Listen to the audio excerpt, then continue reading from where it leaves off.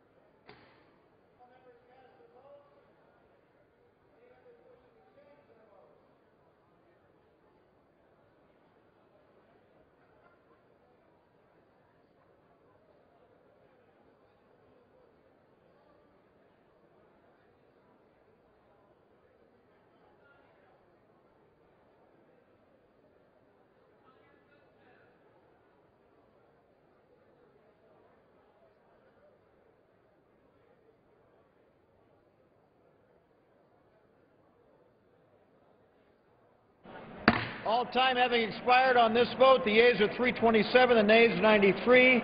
The amendment is agreed to. The unfinished business is a request for recorded vote on an amendment offered by the gentleman from Texas, Mr. Cuellar, on which further proceedings were postponed and on which the noes prevailed by voice vote. Clerk will redesignate the amendment.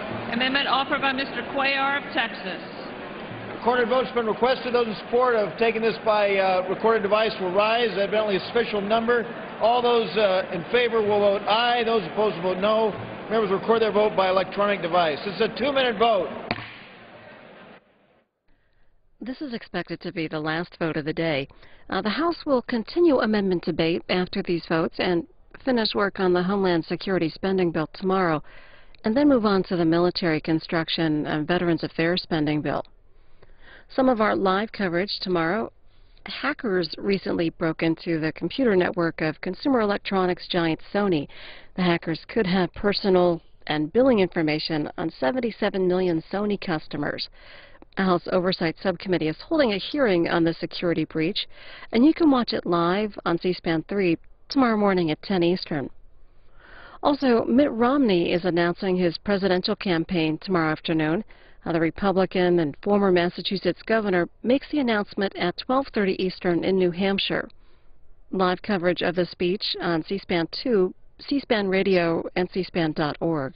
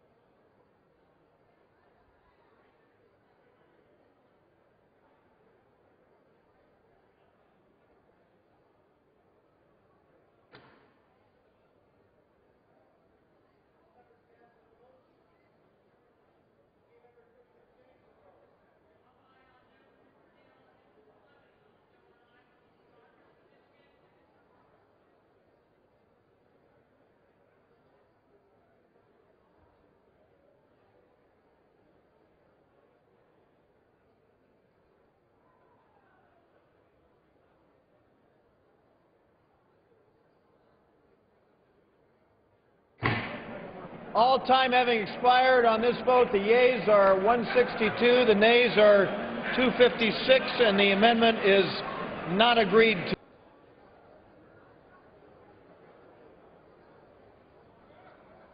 Mr. Fletcher.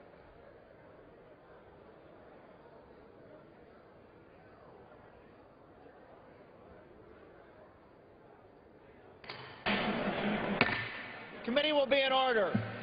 For what purpose does the gentleman from Alabama, Mr. Adderholt, rise? Mr. Chair, I move that the committee do now rise. From Alabama, Mr. Adderholt. Oh. Does the gentleman from Alabama, Mr. Adderholt, seek recognition? I move the committee now rise. Is on the motion to rise. Those in favor will say aye.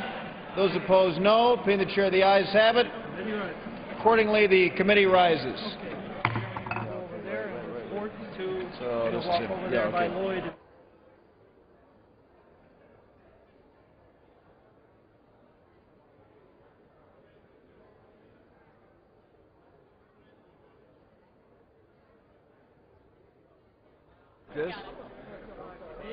Chairman. Speaker. Follow with Mark in my office. I will. Will you show Speaker.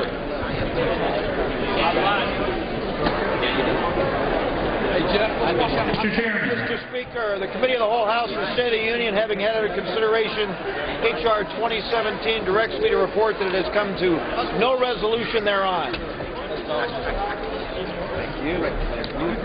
The Chairman of the Committee of the Whole House on the State of the Union reports that the committee has had under consideration H.R.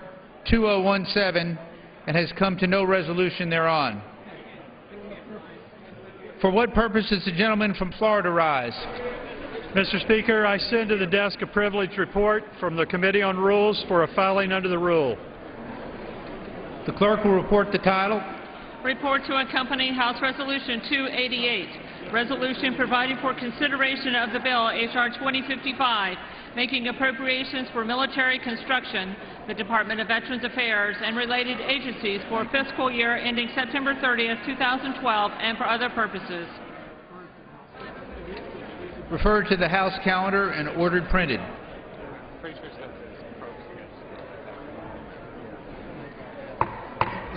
The House will be in order.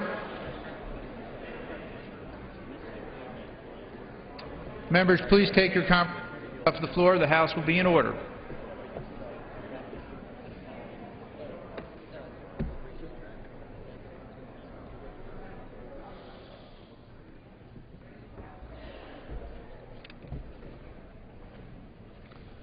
Pursuant to House Resolution 287 and Rule 18, the Chair declares the House and the Committee of the Whole House on the State of the Union for the further consideration of H.R. 2017. Will the gentleman from Illinois, Mr. Dole, kindly take the chair?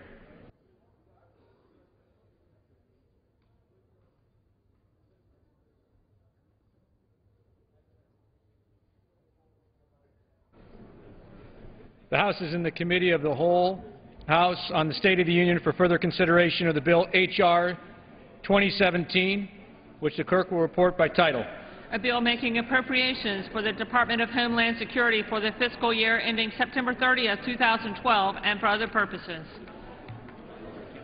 When the Committee of the Whole rose earlier today, the amendment offered by the gentleman from Texas, Mr. Cuellar, had been disposed of, and the bill had been read through page 6, line 22. For what purpose does the gentleman from Alabama rise? To strike the last word and to yield to the gentleman from Alabama for the purpose of a colloquy. The gentleman is recognized for 5 minutes. Thank you, Mr. Chairman, and I want to thank Chairman Adderholt, my good friend from Alabama, for yielding for the purpose of this colloquy. Mr. Chairman, I commend you for bringing this important legislation to the floor and for your hard work during these difficult budget times. As Chairman of the subcommittee with sole authorizing jurisdiction over the Transportation Security Administration in the House, I welcome our continued collaboration on transportation security issues. Specifically today, I want to discuss with you the need to increase the number of explosive detection canines within TSA for aviation and surface transportation security. Within the area of passenger screening, we all know that explosive detection canines are one of the most effective screening means, and they do it without many of the concerns and costs of other types of detection technology. They do not impede the flow of traffic, and they avoid privacy concerns because they do not come into direct contact with passengers. We know that the military canine units in Iraq and Afghanistan can detect improvised explosive devices rate much higher than the 50% expected from those units with other technologies. And for all the good that canines do, they do it at a better price than other technologies. If there's a better, more cost-efficient option to increasing canines, I'm open to any suggestions. But in fact, according to published reports, the elite Navy SEAL team that killed Osama bin Laden likely carried at least one canine with him on that mission into Pakistan. Surely then canines can do and provide invaluable bomb detection services here at home. Especially in these times of heightened terrorist threats, along with the information we've gathered from killing bin Laden, we need to prudently increase the number of detection canines in TSA. I yield to Chairman Adderhope. Thank you, Chairman Rogers. I too look forward to continuing to work with you on this issue revolving the TSA. I completely agree that the explosive detection canines are a cost-effective, proven, critical part of the TSA security. As we continue to work together on both appropriations and your efforts on reauthorizing and transforming TSA, I look forward to exploring all of the potential options to utilize detection canines to patrol our transportation systems. Thank you for your work in making our transportation systems more secure, and I yield back to the gentleman. Thank you, Chairman Adderhope. I also want to thank my colleague, Representative Jason Chavez, for his work on this issue, and my friend and colleague, Sheila Jackson-Lee, for her dedication to it as well. And I yield back the balance of my time. Gentleman yields back. Does any other member seek recognition? Clerk will read. Thank you, Ron. Page 7, line 1, Title II, Security, Enforcement, and Investigations, U.S. Customs and Border Protection Salaries and Expenses, $8,769,518,000. For what purpose does the gentleman from Iowa seek recognition? The clerk will read.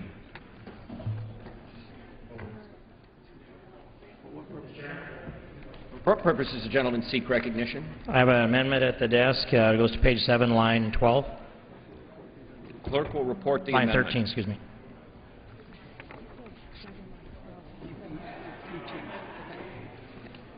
Amendment offered by Mr. King of Iowa, page 7, line 13. After the dollar amount, insert the following: reduced by $1 million, increased by $1 million. Gentleman from Iowa is recognized for 5 minutes in support of his amendment.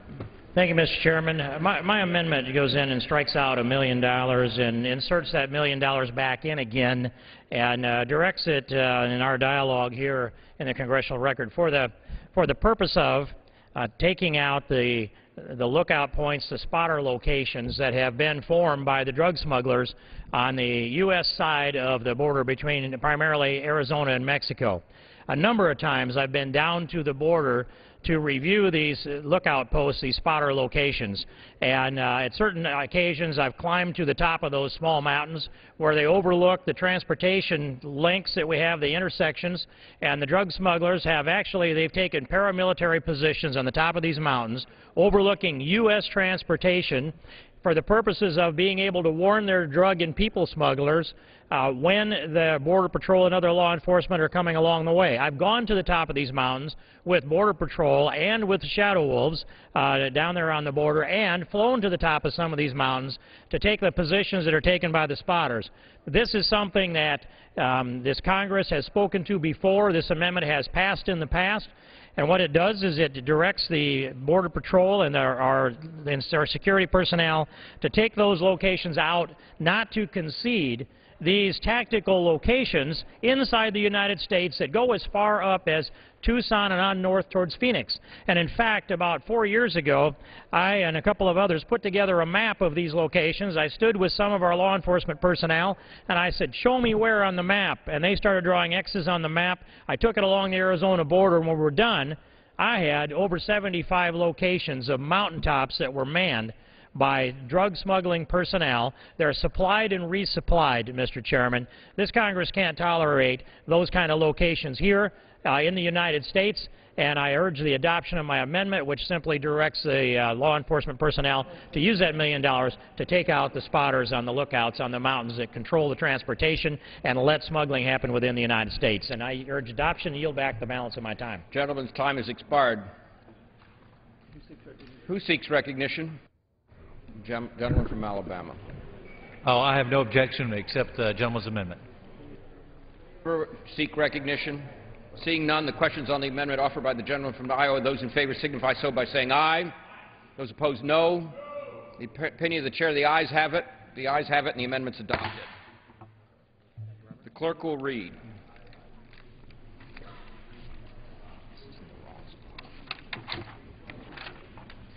Page 10, line 5, automation modernization, $334,275,000 to remain available until September 30th, 2014. Border security, fencing, infrastructure, and technology, $500 million to remain available until September 30th, 2014.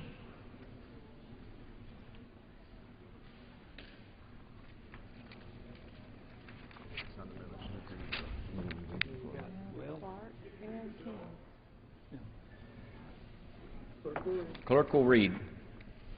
Air and Marine Interdiction Operations, Maintenance, and Procurement, $499,966,000 to remain available until September 30th, 2014. Construction and Facilities Management, $234,096,000 to remain available until September 30th, 2016. For what purpose does the gentleman from Michigan seek recognition? Mr. Chairman, I have an amendment at the desk. Clerk will. Does the gentleman from Michigan seek unanimous consent to have his amendment considered out of order at this point? Yes. Is there objection? Objection? The objection is heard, and the clerk will read. Page 16, line 19, U.S. Immigration and Customs Enforcement salaries and expenses, $5,522,474,000. For what purpose does the gentleman from Iowa seek recognition? Mr. Chairman. Mr. Chairman, I had an amendment on page 12. The gentleman from Iowa should be advised that the clerk has passed that point in the reading. Does the gentleman seek unanimous consent? You should object. Does the gentleman have an amendment to this portion of the reading? Mr. Chairman, I have asked unanimous consent to take up the amendment on page 12. The reading was faster than I was prepared for here. Chair, here's objection. Does the gentleman have an amendment to this portion of the bill? No, sir.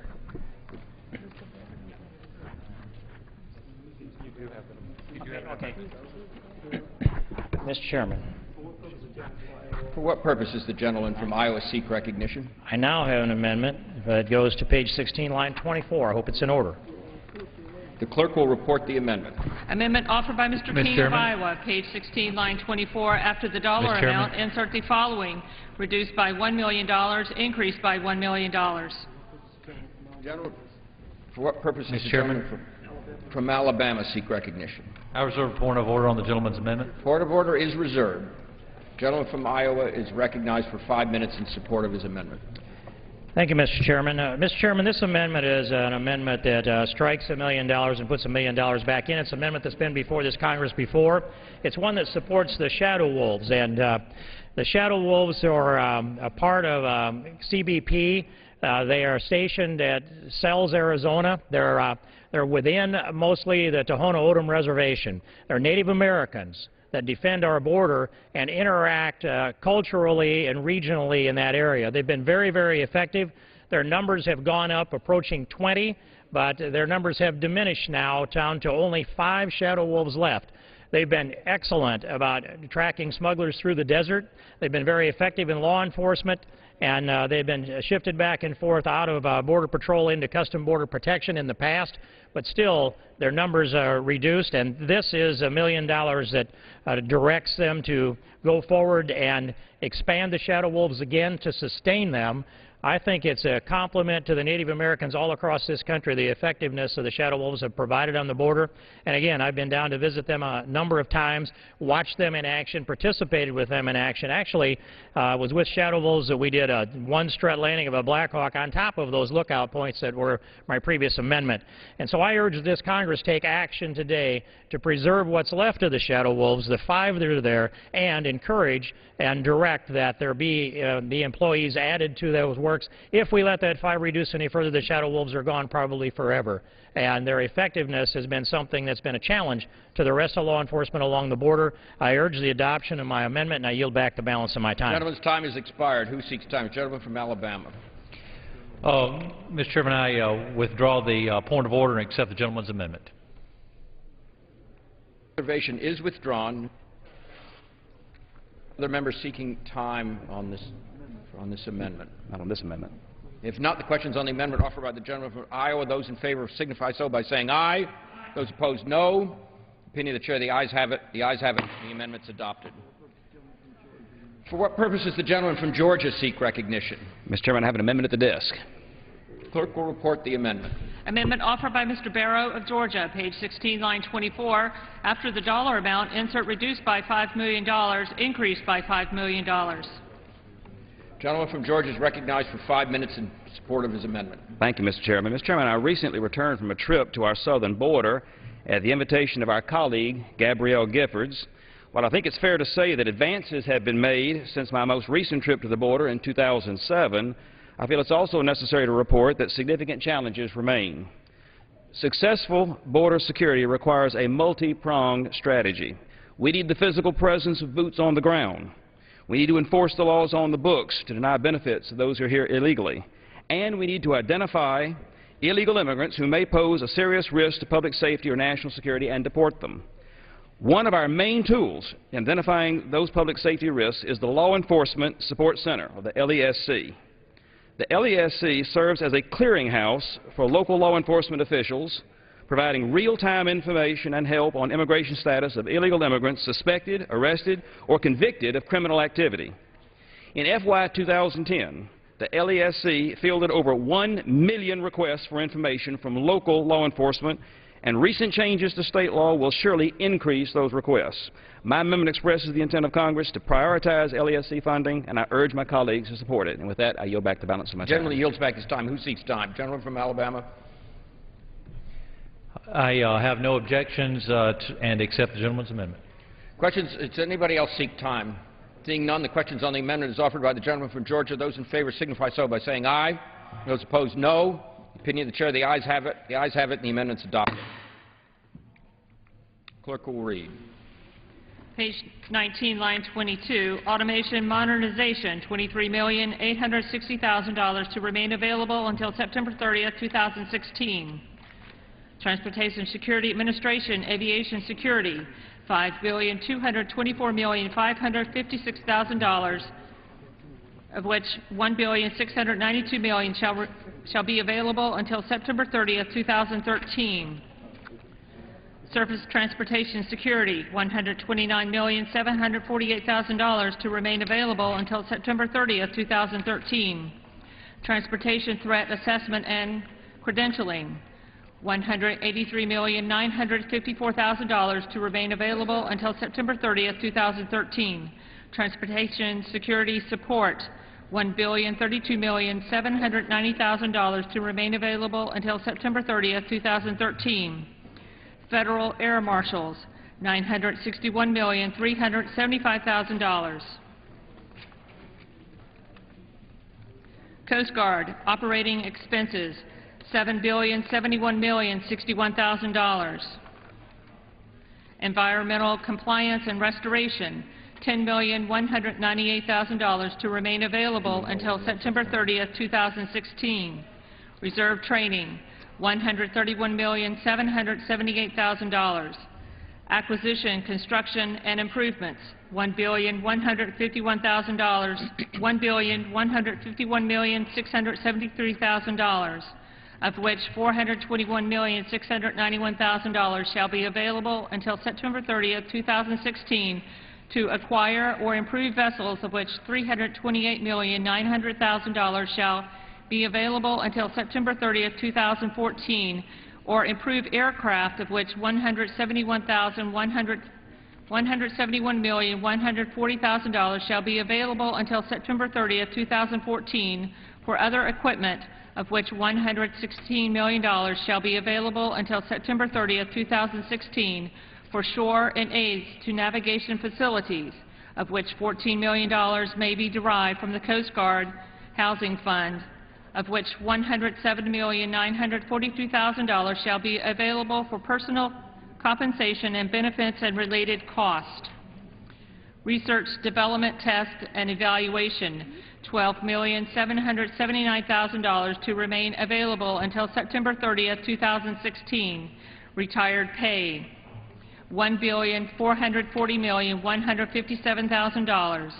United States Secret Service salaries and expenses, $1,666,451,000, of which $6 million shall be for investigations of missing and exploited children and shall remain available until September 30th, 2013. Acquisition, construction, improvements, and related expenses, $6,780,000 to remain available until September 30th, 2016. Title III, Protection, Preparedness, Response, and Recovery, National Protection and Programs, Directorate, Management, and Administration, $42,511,000. Infrastructure, Protection, Information Security, $891,243,000. Federal Protective Service, revenues and collections credited to this account shall be available until expended for expenses related to the protection of federally owned buildings. United States Visitor and Immigrant Status Indicator Technology, $297,402,000. Office of Health Affairs, $165,949,000. Federal Emergency Management Agency, Management and Administration, $707,298,000.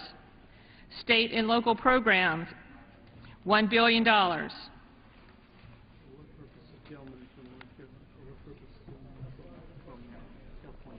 What purpose does the gentlelady from California seek recognition? Mr. Chairman, I have an amendment at the desk. It's a Richardson amendment number 2. Clerk will report the amendment. Gentleman from Texas. I reserve a point of order on the gentlewoman's amendment. Point of order is reserved. The clerk will report. As former chair... Will the gentlelady suspend? The clerk has not reported the amendment yet.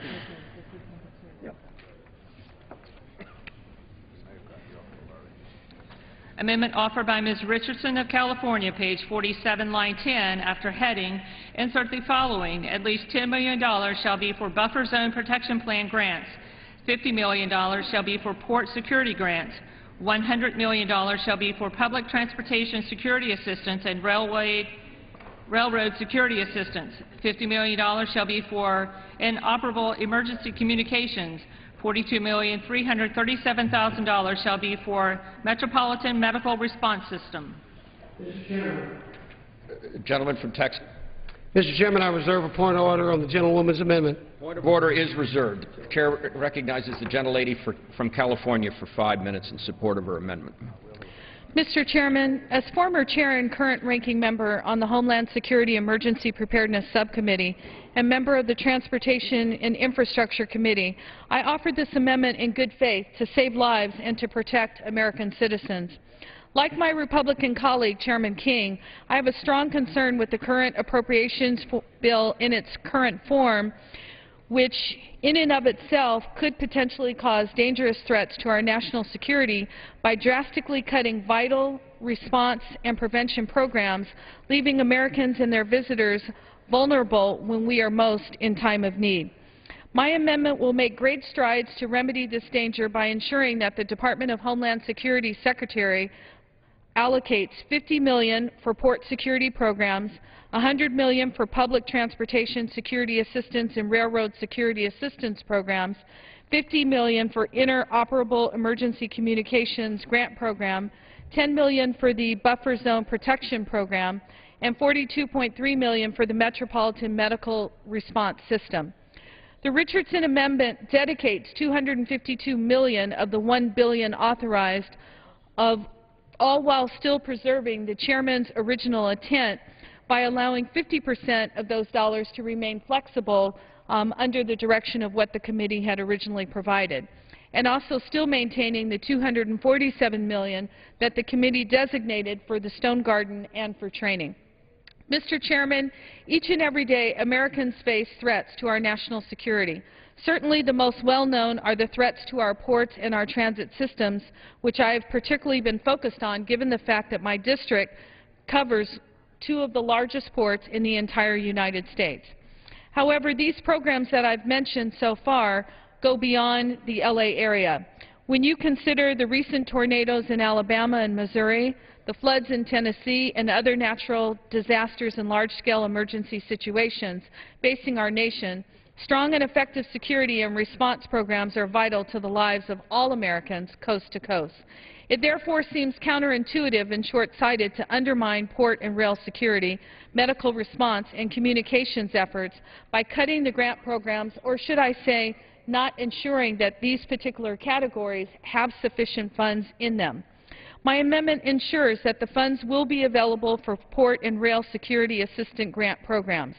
Now, despite the recent strides that we have made on the war on terror, we recently found through the killing of bin Laden in his diary, we learned that already he was in the process of having discussions about attacking our transportation infrastructure system. At the heart of the American infrastructure and fundamental to our success in our economy is clearly protecting our ports and our rail system. These systems have been known to be targeted in the past. All we have to think of is Madrid, London, and Tokyo. Across the country, port and transit security forces are already stretched to the limit, and thanks to the substantial cuts that were already made via the end-of-the-year appropriations bill for fiscal year 2011, their jobs were made even more difficult and are expected to do it with less. The same is true for other important state and local grant programs like the Metropolitan Medical Response System that aids emergency medical first responders and interoperable communication grants that are so important to our first responders. Finally, I also want to talk about the buffer zone grants that were available. It's important for people to understand when you think of buffer, you think maybe a sea area.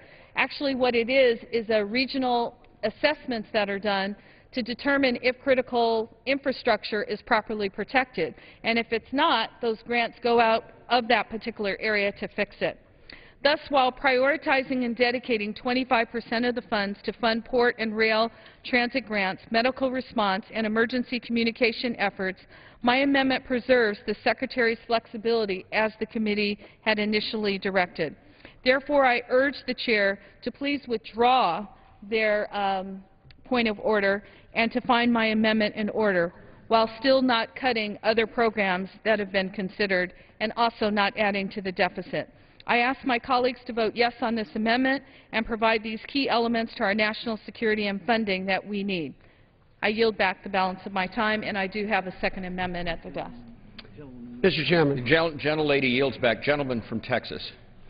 Mr. Chairman, I understand the gentlelady's argument, and I'm sympathetic, but I must insist upon my point of order. Gentleman will state his point of order. I make a point of order against the amendment because it provides an appropriation for an unauthorized program and therefore violates Clause 2, Rule 21. Clause 2 of Rule 21 states, in pertinent part, an appropriation may not be in order as an amendment for an expenditure not previously authorized by law. Mr. Chairman, the amendment proposes to appropriate funds for an earmark that is not authorized. This amendment therefore violates Clause 2, Rule 21, and I ask for a ruling from the Chair. Does any other member wish to be heard on the point of order? Seeing none, the Chair will rule. The amendment proposes to earmark certain funds in the bill under Clause 2A of Rule 21. Such an earmarking must be specifically authorized by law. The burden of establishing authorization law rests with the proponent of the amendment. Finding that this burden has not been carried, the point of order is sustained and the amendment is not in order. For what purpose does the gentlelady from California seek recognition? Mr. Chairman, I have an amendment at the desk, and it's the Richardson Amendment number 3. The clerk will report the amendment. Amendment offered by Ms. Richardson of California, page 47, line 10, after Stone Garden, insert. This is the gentleman from Texas. I reserve a point of order on the gentlewoman's amendment. Order is reserved. The clerk will report. Amendment offered by Ms. Richardson of California, page 47, line 10, after Stone Garden, insert $50 million shall be for inoperable emergency operations grants. Gentlelady is recognized for 5 minutes in support of her amendment. Thank you, Mr. Chairman, for allowing me to explain my amendment to H.R. 2017.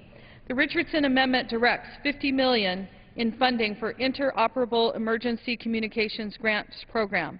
While the amendment is simple, it's important to keep in mind that being able to connect is a matter of life and death. In this information age, it seems inconceivable that this bill is suggesting that we would not invest in the technology to allow our first responders to communicate with one another. How many lives would have been saved on 9/11 had New York firefighters and police officers been able to communicate? In Joplin, Missouri, in Alabama, every day that passes without interoperable communications, we put American lives at risk, those who are serving and those who are being served. Now is the time for this investment. We simply can't afford to delay.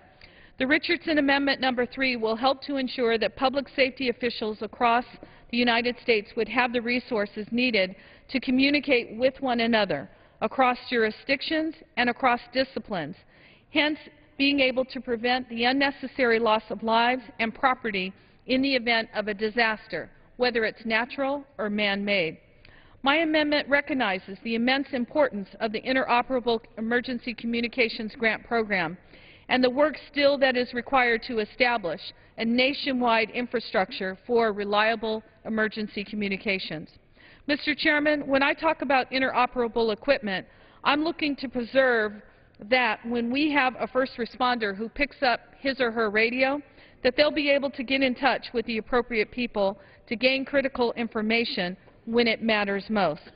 Throughout the United States, public safety agencies, law enforcement, firefighters, emergency technicians, public health officials, and others often cannot communicate effectively with one another, even within the same jurisdiction or with other public safety agencies at the federal, state, and local level when responding to emergencies.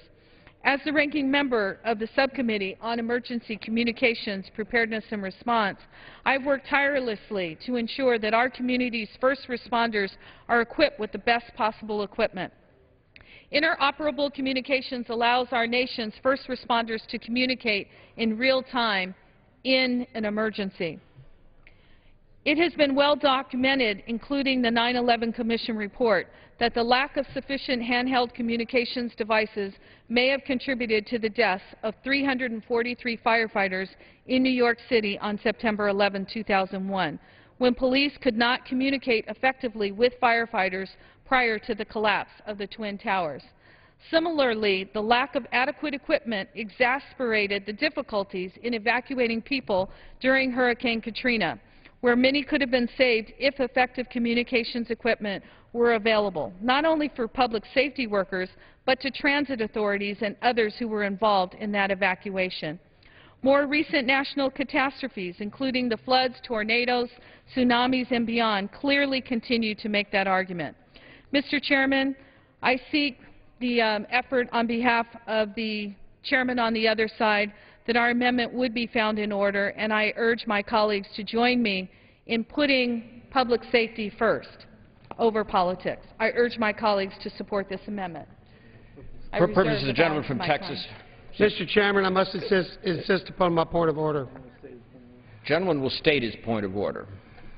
Mr. Chairman, I make a point of order against the amendment because it provides an appropriation for an unauthorized program and therefore violates Clause 2 of Rule 21. Clause 2 of Rule 21 states in pertinent part, an appropriation may not be in order as an amendment for an expenditure not previously authorized by law. Mr. Chairman, the amendment proposes to appropriate funds for a program that is not authorized by law. The amendment therefore violates Clause 2 of Rule 21, and I ask for a ruling of the Chair. Does any member wish to be heard on the point of order? Seeing none, the Chair is prepared to rule. As previously ruled by the Chair, the proponent of the amendment has not earned the burden of proving that the appropriation in the amendment is specifically authorized by law, and the point of order is sustained. Who seeks recognition? Chairman. Gentleman from Michigan. Thank you. I place an amendment on the desk, and this amends page 45 of the bill. Clerk will report the amendment. Amendment offered by Mr. Clark of Michigan, page 45, line 18, after $1 billion, insert. Mr. Chair, I ask unanimous consent to waive the reading requirement. Without objection, so ordered. Thank you, Mr. Chair. Objection. What purpose does the gentleman from Texas seek recognition? Mr. Chairman, I reserve a point of order on the gentleman's amendment. Point of order is heard. The gentleman from Michigan is recognized for 5 minutes in support of his amendment. Thank you, Mr. Chair. This amendment provides $3 billion to the state and local Homeland Security grant program. The effect of this amendment would be to fully restore the funding of this program to fiscal year 2010 levels. We've got to do this. American families are at risk right now. They're at risk of having their homes and their businesses demolished, of being injured and even killed, either by a natural disaster, as occurred in the past few weeks as a tornado swept across this country, or by a terrorist attack, which is more likely to come from within our borders. So we need this funding to hire new firefighters, police officers, emergency medical providers, and to properly equip them, and to provide the radio and communication systems that allow our first responders to communicate with their counterparts in other jurisdictions. The problem is this: our local governments, our state governments, they don't have the money to fund Homeland Security investments. And it's in part because this Congress chose not to effectively address the foreclosure crisis. The property value upon which our locals are depending to fund first responders have fallen so dramatically, they really don't have the resources to do this. It's up to us, this Congress, it's our duty to secure the safety of the American people, and my amendment will do so by taking a portion of the money, the billions of dollars we spend overseas in Afghanistan to provide that country's security. I say let's take a portion of that, redirect it back home to protect Americans right here in our country, because it's American tax dollars in the first place. Mr. Chair, I appreciate your support, and I urge this committee to support this amendment. Mr. Chairman. Gentleman yield back his time. Gentleman yields back his time. The gentleman from Texas. Mr. Chairman, I continue to reserve my point of order. The gentleman continues to reserve his point of order. Does anyone else seek recognition? The gentleman from Texas is recognized for 5 minutes. Mr. Chairman, in total, this bill provides $1.7 billion for Homeland Security first responders grants. Of that, the bill provides $1 billion for Secretary for, that's wrong, $1 billion for the Secretary to provide a program that addresses the highest need and risk. However, as we are all aware, not all programs are funded at previous year's level. Several issues drove these reductions. First, as of today, almost a decade after the establishment of DHS, there is no method of measuring what our nation is receiving for the $38 billion investment in DHS grants. There are no metrics that indicate how much safer we are today or much safer we will be if we provide additional funds. This lack of quantitative measurement is intolerable, particularly in today's tight economic times. Second, grant recipients are not spending the funds that have been provided. Of the $38 billion provided for the first responder grants, $13 billion remain unspent.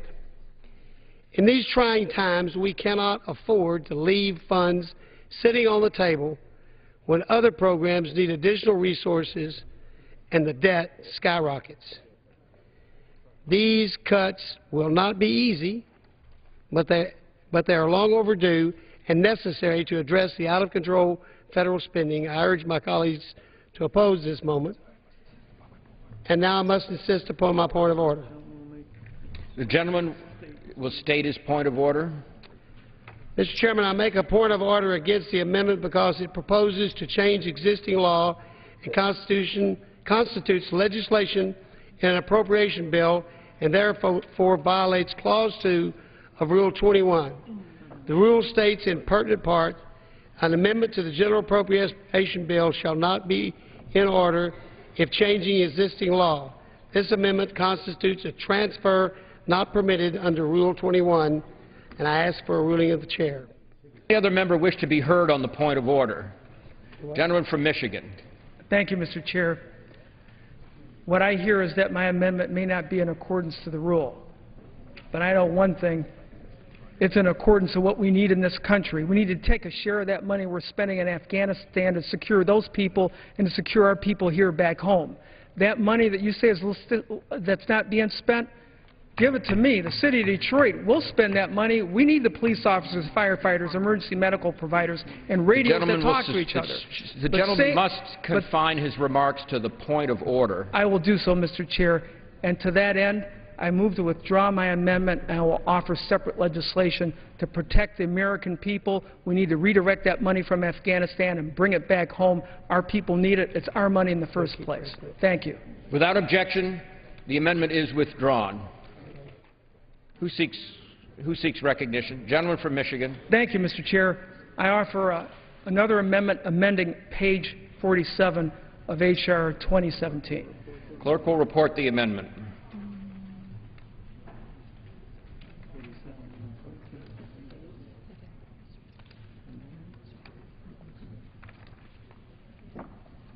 Amendment offered by Mr. Clark of Michigan, page 47, beginning at line 14, strike Gentleman provided. from Texas. Mr. Chairman, I reserve a point of order on the gentleman's amendment. The point of order is reserved. Clerk will read.